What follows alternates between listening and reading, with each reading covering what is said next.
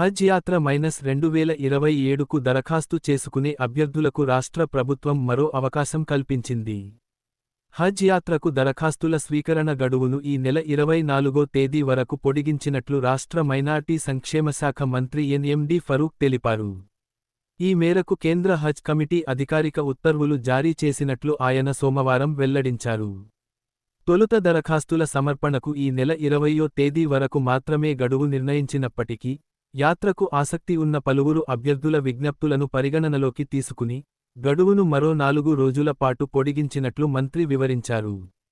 ఇప్పటి వరకు దరఖాస్తు చేసుకోలేకపోయిన వారు ఈ అవకాశాన్ని సద్వినియోగం చేసుకుని, నిర్దేశిత గడువులోపు తమ దరఖాస్తులను సమర్పించాలని మంత్రి సూచించారు.